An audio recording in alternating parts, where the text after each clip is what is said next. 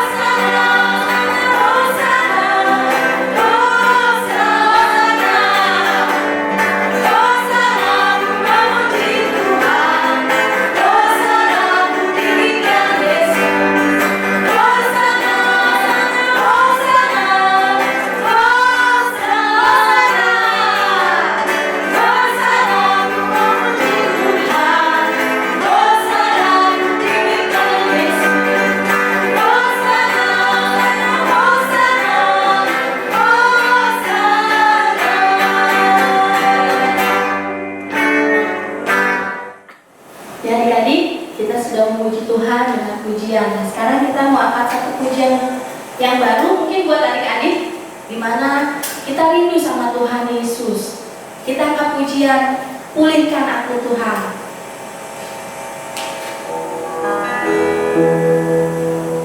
Oh Tuhan Yesus, kerinduan hatiku, mutiara tak ternilai harta milikku. Keindahanmu memudahkan dunia di mataku.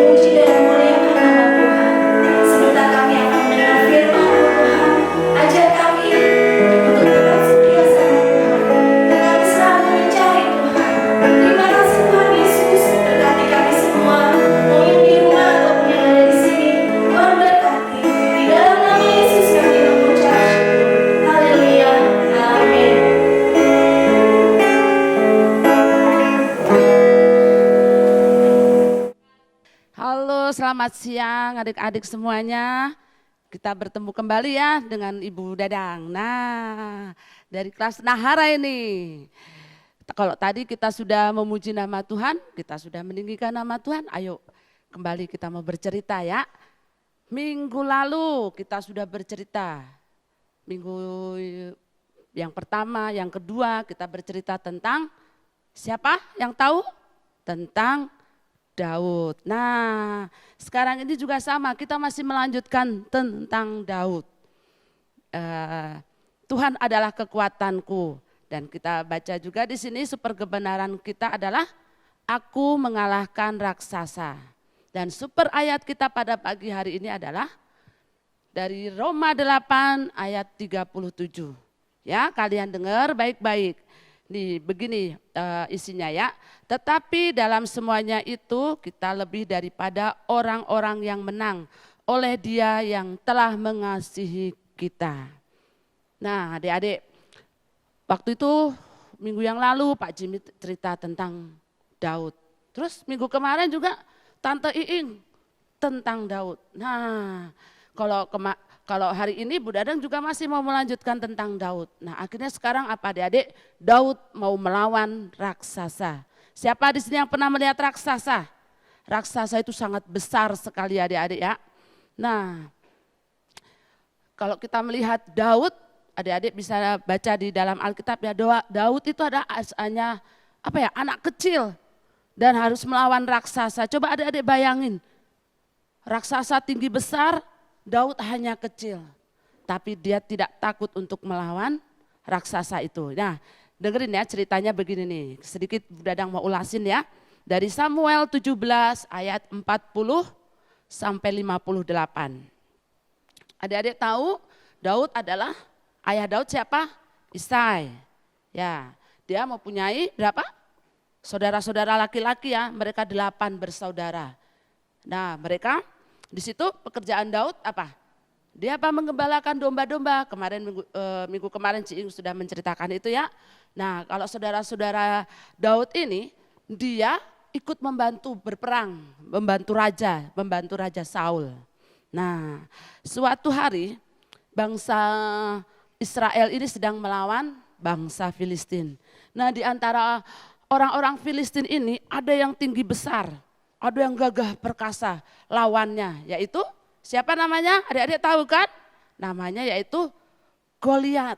Kalau adik-adik tahu, di sini di Alkitab diceritakan Goliat itu memakai baju perang, baju sirah ya namanya, baju perangnya itu bersisik-sisik. Nah, bahkan kalau di sini dikatakan lagi di dalam Alkitab, berat bajunya aja sampai 5.000 sikal. Waduh, gak bayangkan ya bagaimana beratnya itu. Terus dia bawa tombak yang panjang, yang gede. Nah mata tombaknya aja sampai, beratnya sampai 600 sikal. Aduh kalau dibayangin, kita aja bawa berat 1 kilo, 2 kilo aja kita sudah berat sekali. Tapi ini, aduh raksasa ini, Goliat ini benar-benar ya, dia gagah perkasa dan tinggi. Nah adik-adik, kita melihat ya bagaimana saat itu Goliat dengan gagah perangnya, dia memakai baju perangnya. Nah pada saat itu suatu hari ayah Daud menyuruh Daud untuk pergi ke medan peperangan. Dia untuk menengok kakak-kakaknya, untuk memberi makan ya, memberikan makan, mengantar makanan ke sana. Nah Daud ke sana, dia mengantarkan makanan itu. Nah pas pada saat Daud sedang mengantarkan makanan itu, Daud melihat itu siapa? Raksasa yang tinggi besar itu. Nah saat itu Daud berkecil hati enggak? Tidak, tapi dia tetap datang. Dia melihat, pada waktu itu Daud belum berperang ya, dia hanya mengantarkan makanan saja. Nah Goliat berkata di situ, dia melihat kok ada anak kecil datang ke sini nih, mau ngapain ini. Nah di sini Goliat mengolok-olok Daud. Coba kita baca ya di dalam 1 Samuel 17 ayat 8 sampai 10. Begini firman Tuhan. Ia berdiri berseru kepada barisan Israel, katanya kepada mereka, kenapa mengapa kamu keluar untuk mengatur barisan perangmu? Bukankah aku seorang Filistin dan kamu adalah hamba Saul? Pilihlah bagimu seorang dan biarlah ia turun mendapatkan daku. Jika ia dapat berperang melawan aku dan mengalahkan aku, maka kami akan menjadi hambamu. Tetapi jika aku dapat mengungguli dia dan mengalahkannya, maka kamu akan menjadi hamba kami dan takluk kepada kami. Pula kata orang Filistin itu, aku menantang hari ini barisan Israel, berikanlah kepadaku seorang supaya kami berperang seorang lawan seorang. Nah, dengan sombongnya ini Goliat berkata seperti itu. Dia menantang. Dia berkata dengan sombongnya. Nah, akhirnya apa adik-adik? Singkat cerita ya, karena Daud melihat semuanya, dia datang kepada Saul. Dia minta izin, dia ingin apa? Minta izin pada Saul untuk mau melawan Goliat. Pada waktu itu Saul juga agak sedikit ya melihat, aduh, Daud kamu masih kecil, kok kamu berani? Tapi dengan gagah berani Daud berkata, kalian bisa lihat ya nanti di cerita di ayat di Alkitab ya. Kalau Daud aja, saya aja bisa. Setiap hari saya bergaul dengan musuh-musuh. Saya mengembalakan domba, tetapi saya bisa menjaga domba-dombaku dari serangan singa, dari serangan beruang. Nah, itu yang dipakai Daud. Akhirnya apa? Dengan Saul dengan senang ya akhirnya merelakan Daud untuk pergi berperang melawan Goliat. Nah, kita lihat perlengkapan Daud yang dibawa adik-adik. Coba kalau tadi Goliat dengan baju perangnya, apa yang dibawa Daud? Walaupun dia kecil, tapi apa yang dia bawa? Kita lihat di sini ya. Saat Daud melawan Goliat, satu, dia hanya membawa tongkat kecil. Terus yang kedua apa? 5 batu licin di dalam untuk dan juga sama umban. Umban itu seperti ketapel sekarang ini. Jadi dia hanya membawa 3 peralatan itu, tongkat, 5 batu kecil dan juga umban atau ketapel. Nah, saat menghadapi Goliat, adik-adik lihat sendiri kan? Kita sering melihat videonya juga ada di sini. Nah, nanti ditayangkan juga di sini ya. Bagaimana langkah Daud waktu dia menghadapi. Nah, akhirnya adik-adik tahu hanya dengan ketapel, hanya dengan batu kecil saja, akhirnya siapa? Goliat jatuh ke tanah. Akhirnya Daud menang melawan Goliat. Bahkan dia saat Goliat sedang jatuh, tiba-tiba apa? Datang dan dia membawa pedangnya, dia penggal itu kepala. Nah, adik-adik, itu cerita ya tentang ulasan tentang perang Daud melawan Goliat. Nah, adik-adik, sekarang kita mau melihat bagaimana kok bisa ya Daud ini berani menghadapi Goliat itu. Mari kita melihat beberapa sisi positifnya Daud. Kita melihat latar belakang Daud yang hampir sama dengan Tuhan Yesus. Yang pertama kita lihat, yaitu berani mengambil resiko. Sebagai seorang gembala yang seringkali menghadapi tantangan seperti binatang buas, singa, beruang, tapi dia berani demi melindungi siapa? Domba-dombanya. Daud bertaruh nyawa agar domba-dombanya tetap selamat. Nah, begitu juga dengan seperti yang dilakukan Tuhan Yesus.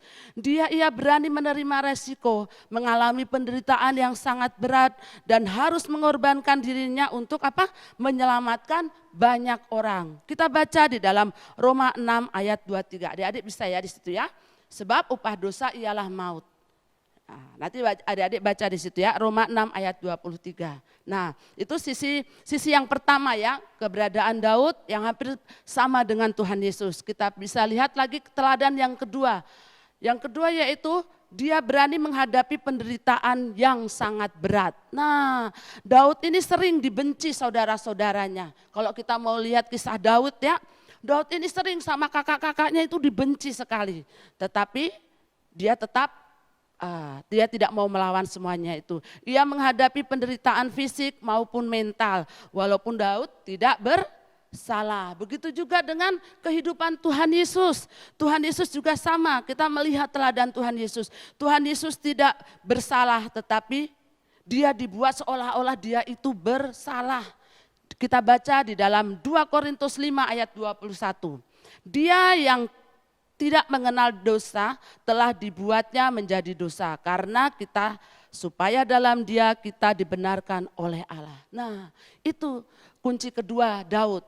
Dia berani menghadapi penderitaan. Nah, yang ketiga, yang terakhir ini kunci keberhasilan Daud yang dia hampir sama dengan Tuhan Yesus. Apa? Yang ketiga, dia belas kasih dan pengampunan.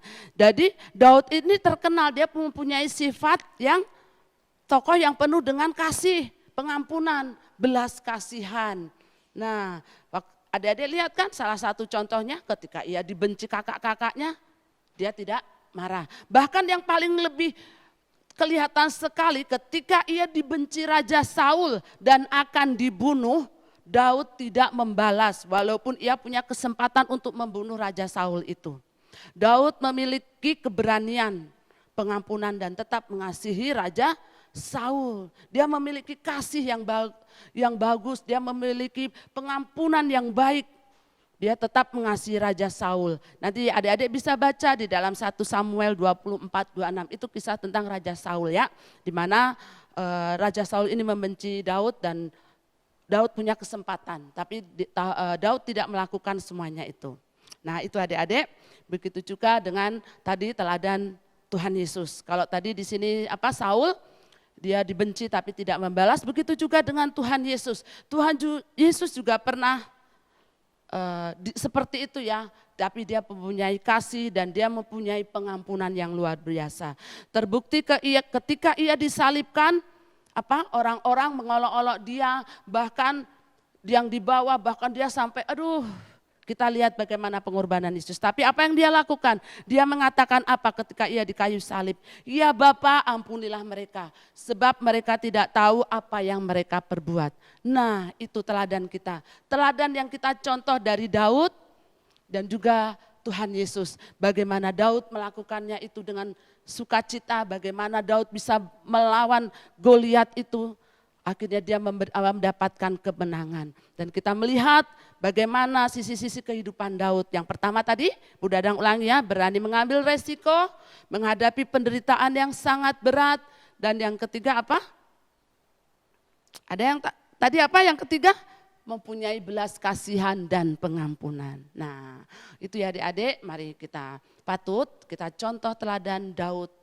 Sehingga dia bisa mengalahkan semuanya. Mungkin saat ini kita juga menghadapi banyak tantangan, tapi kita tidak usah melawan semuanya itu. Kita belajar seperti Daud, kita belajar mengasihi, kita belajar untuk mengasihi lebih lagi dan juga memberikan pengampunan kepada orang-orang yang menyakiti kita. Kita melihat dari teladan-teladan tadi adik-adik dan kita harus terus berpegang melawan. Walaupun kita masih kecil, tetapi kita adalah pahlawan-pahlawan Tuhan. Kita tidak usah takut karena Tuhan selalu beserta kita. Tuhan selalu mendengarkan kita apa yang kita pikirkan, apa yang ada di dalam hati kita. Tuhan tahu semuanya itu. Baik adik-adik ya, cukup sekian cerita tentang Daud dan sampai kita bertemu minggu depan. Sebelum kita tutup cerita ini, mari sama-sama kita bersatu dalam doa. Kami bersyukur Tuhan buat siang hari ini karena Tuhan masih memberikan kesempatan kepada kami untuk kami mendengarkan firman Tuhan. Tuhan ajar kami untuk meneladani sikap Daud Tuhan. Walaupun dia dibenci, walaupun dia dengan saudara-saudaranya tidak disukai, tetapi dia tetap memiliki hati penuh kasih, hati yang mengampuni. Ajari kami Tuhan, untuk kami tetap percaya kepada Tuhan, bahwa hanyalah Tuhan sumber pertolongan kami, hanya Tuhanlah sumber kekuatan kami. Terima kasih Bapa, berkati anak-anak kami yang ada di rumah semuanya, berkati kedua orang tuanya, biarlah Tuhan tolong mereka. Terima kasih Bapa, hanya di dalam nama Yesus kami sudah berdoa dan mengucap syukur. Haleluya. Amin. Waktu selanjutnya saya serahkan kepada Kak Hana dan Kak Yeni. Tuhan Yesus memberkati. Amin. Ya adik-adik, kita sudah mendengar firman Tuhan, kita sudah memuji nama Tuhan. Tadi firman Tuhannya tentang cerita tentang berarti orang yang kuat ya, karena ya benar. kuat di dalam Tuhan. Nah sekarang ada pengumuman untuk minggu depan. Ibadah seperti biasa secara online jam 11. Jadi adik-adik yang ada di rumah jangan bangun terlalu siang. Betul. Jam 8 udah bangun, udah mandi, udah siap-siap. Oke, jadi kita siap untuk memuji Tuhan di jam 11 minggu depan. Yuk adik-adik, kita mau tutup ibadah kita pada saat pagi hari ini. Yuk. Bapak yang baik, terima kasih atas semua kebaikan-Mu Tuhan. amin. Kami mengucap syukur atas ibadah kami pada saat hari ini Tuhan Yesus. Berkati guru-guru yang ada, berkati kakak-kakak yang terlibat semuanya Tuhan. Berkati kedua orang tua kami Tuhan. Pimpin Tuhan sekolah kami ya Bapak. Tuhan Yesus, kami mengucap syukur. Dan juga Tuhan minggu depan supaya kami boleh bergabung kembali Tuhan dalam ibadah online ini Tuhan. Terima kasih Tuhan Yesus, kami mengucap syukur buat kesehatan yang Kau berikan, damai sejahtera yang Kau berikan. Terima kasih, kami mengucap syukur, haleluya, amin. Sampai jumpa minggu depan adik-adik, dadah.